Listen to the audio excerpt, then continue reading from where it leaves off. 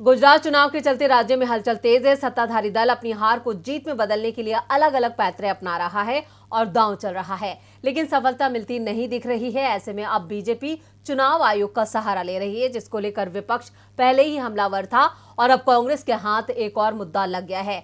आखिर क्या है मामला, देखिए ये रिपोर्ट। चुनाव आयोग ने हिमाचल चुनाव की तारीख का ऐलान तो कर दिया, लेकिन अभी तक गुजरात विधानसभा चुनाव की तारीखें नहीं बताई।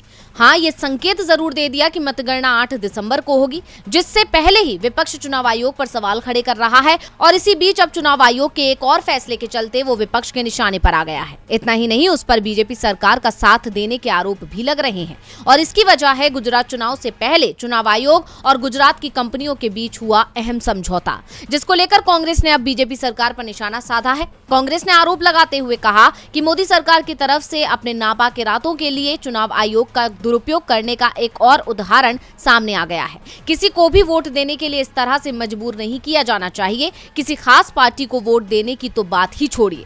कांग्रेस ने बीजेपी सरकार पर गंभीर आरोप उस समझौते के आधार पर लगाए हैं जो चुनाव आयोग और गुजरात की फर्मों के बीच हुआ है। दरअसल चुनाव आयोग ने पहली बार गुजरात में 1000 से ज्यादा कॉर्पोरेट घरानों के साथ एक अहम समझौता किया है, जिसके तहत वोटिंग नहीं करने वाले कर्मचारियों पर नजर रखी जाएगी। ये कॉर्पोरेट घराने न केवल अपने कर्मचारियों की चुनावी भागीदारी में निगरानी करेंगे, बल्कि अगर कोई कर्मचारी वोट नहीं डालता है तो ये कॉर्पोरेट घराने अपनी वेबसाइट्स या ऑफिस के नोटिस बोर्ड पर वोट नहीं देने वालों के नाम प्रकाशित करेंगे। अब इसी समझौते के चलते कांग्रेस ने बीजेपी को घेर लिया है और चुनाव आयोग के सहारे लोगों पर वोट डालने का दबाव बनाने का आरोप लगाया है।